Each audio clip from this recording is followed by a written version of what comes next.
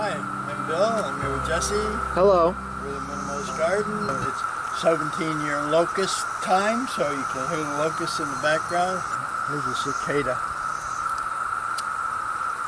I noticed, oops, where'd you go? That a lot of the cicadas damage their wings when they come out of when they molt.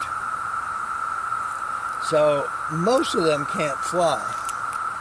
So the other day I was picking them off of the pine tree in the front to show you and throwing them out. We had a bunch of cicadas. One thing I noticed, we had a bunch emerge from this willow oak tree and some of the other oak trees around the area. I do notice though I have crepe myrtles, no locusts. I have a lot of poplars, mostly poplars back up in the wood, no locusts. Well, with cicadas, like other insects, they're tied to certain plants. And from what I've heard from my father and other experts, it's generally oaks that they're most fond of. Well, I guess if we have a lot of them, that would mean that we have a healthy population of oaks. I hope so. Oaks are keystone plants. You know what that is, sir? One of those plants that helps hold the ecosystem Well, together. yeah, I mean, a keystone plant is one that, most plants, like a tree, for example, some trees will support one or two or maybe 5 or 6 different forms of wildlife, butterflies and birds and stuff. But an oak tree is a keystone species. One oak tree can support hundreds of different species of plants and animals. So, not plants, but of animals. So, everything from medium-sized mammals to microbes and insects. We're here by our mailbox treatment here. And we just noticed a nice opportunity to show some minimalist technique, and with the interest of the cicadas. These cicadas don't eat much, but you can see they do eat a little bit on this plant. But that's not really a big deal, because these plants will recover really quickly once the cicadas are gone. They're not going to be around too much longer. They're really interesting creatures. And it's odd, to have something like that crawling on you. Normally that would creep me out.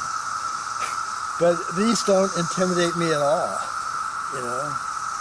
That's really, and that's to their benefit, I guess.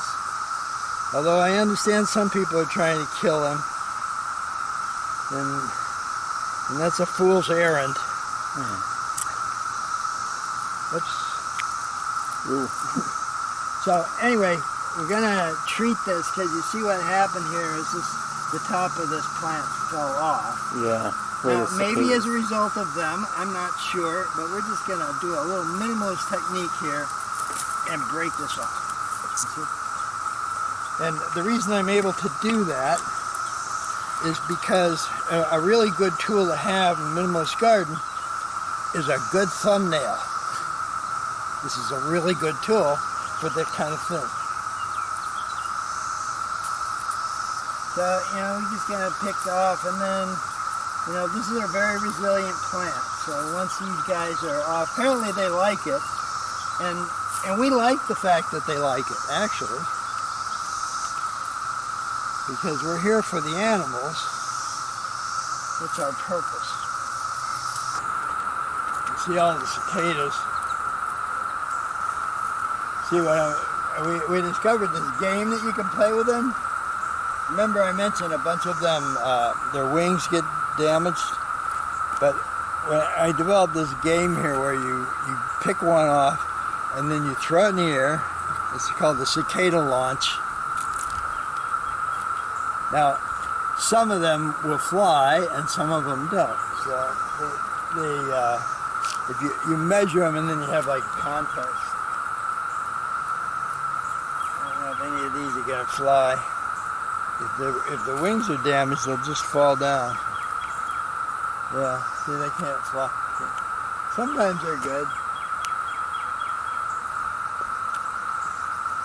Anyway, they don't really do any harm. I've been out here a couple of times, brush them off of this tree here, and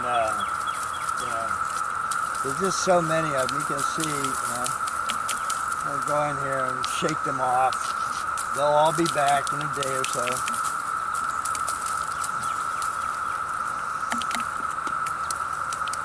Developed this game with the cicadas this year. Oh, that's a good one. The game is, excuse me, I call this the cicada launch. I don't know if you'd be able to get this on the film to see what we do. I've noticed that a lot of these, here it goes.